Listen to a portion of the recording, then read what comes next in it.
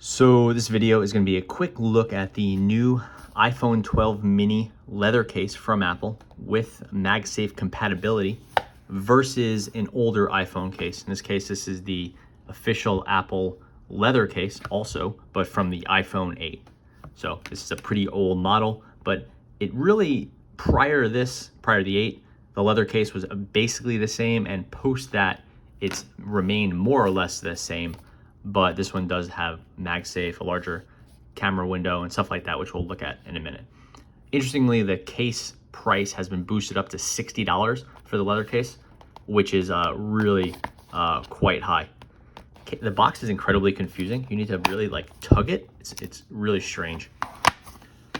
So yeah, here's the case. Here's how it comes. It's in really nice condition. Obviously, it's brand new. It still has the suede liner. It has this kind of circle here. I'm not sure what is inside this, but this is how you know it's MagSafe compatible. Here's the older model on the 8. You see the suede, see the leather. This one's in pretty good shape. It's relatively, it's been used maybe a year, not like a crazy amount of use. And you can see the leather. It doesn't quite have the texture on the new one. Obviously these things, it's real leather, so it does get a kind of a sheen over time as it builds up a sort of patina, and it comes a little bit newer. I do think there's been some reduction in texture. This new one looks more plasticky to me. But let's get into the boxing stuff first and just see what it comes with. Just some instructions. I don't think there's anything too interesting here. Nope. Some more. And that's just, I guess, how you install it. And then that's it. It doesn't come with any leather polish or any accessories or anything like that, just the case.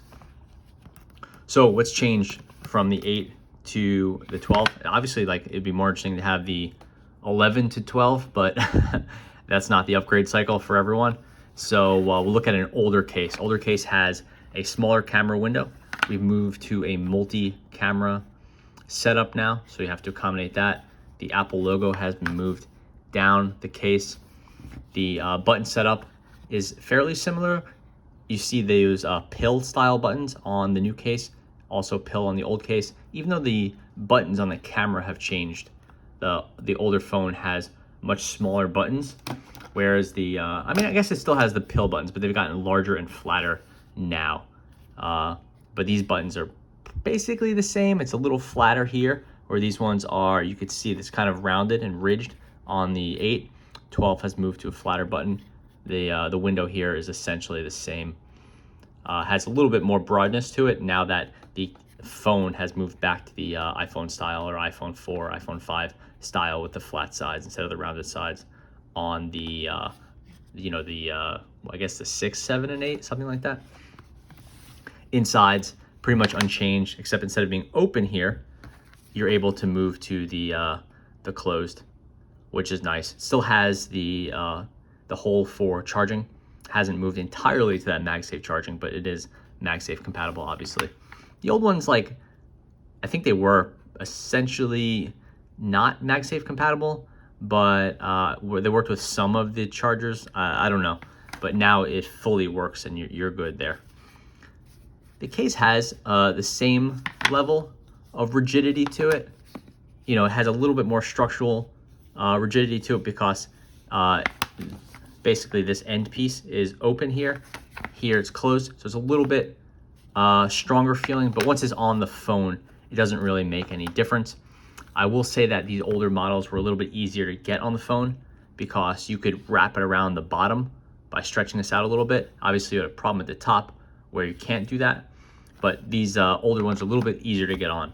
I can't put this camera, I can't shoot the video of putting the phone on because I'm using the phone to shoot it, but you can see that it is how it would be a really tight fit, but these things have to wrap around it and then go around, but it is fine. It gives you a little bit more protection here because here you had an exposed side and it gave you good access to the fingerprint button, but now that that's gone, you don't need as good access to it, and you get the ridge protection here, which this will go above the face of the phone, so if you were to put it down, it's fully protected. Here it was basically fully protected, but with that obvious shortcoming there. Also, if you were to drop it here, you had an exposed side here, and you know, it's something to keep in mind.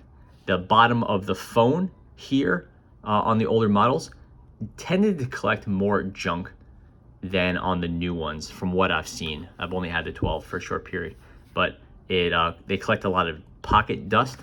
Here, where it's more protected and you have a little bit more coverage, it seems better. The charger is inset, you know, just 2 or 3 millimeters, but it's better than nothing.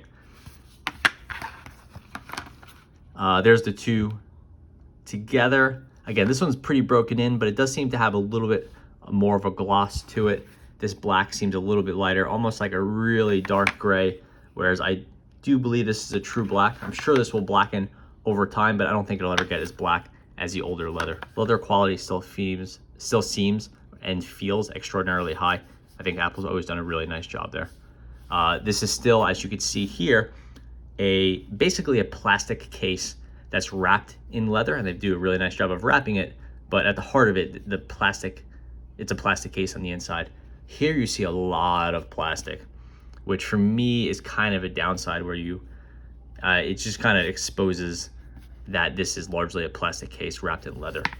Here you see that the leather is wrapped into the window.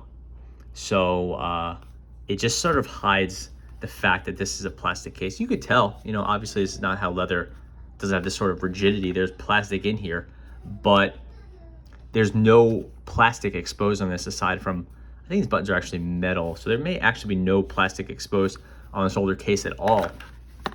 Where here you have that plastic wrapping, which is just, for me, it cheapens the experience a little bit. And I know there are other leather cases around, so you can upgrade, but those start getting really expensive really quickly, and they don't have the same fit and finish as the Apple products. I've used these cases for a long time, and I've always used the Apple leather. Or I've had a few of the silicone, but I prefer the leather ones. So I have some idea about how these things last. And then lastly, we have the button on the other side, kind of the power button or whatever. Here it's gotten much larger. Here's the small one, and it's nice. For me, this is the button you hit accidentally most of the time. Here it's more prominent, so it's something to keep in mind, but it's fine. Still feels usable and all that, just a little bit larger now. It is flatter. This one's more rounded. Anyway, that is a quick comparison of the Apple 12 mini case. I could tell you it fits really well. I have no problem with it. If anything, it's a little bit too hard to get on, but you tend to put these things on and not take them off for months at a time. So that works for me. Here's the older one. Still a really great case. I had enjoyed using it, and I've had a few of them, but not hugely changed from the 8 to the 9 to the X to the XS to the XR and all those to the 12. It's largely the same case, but with some tweaks. Thanks for watching.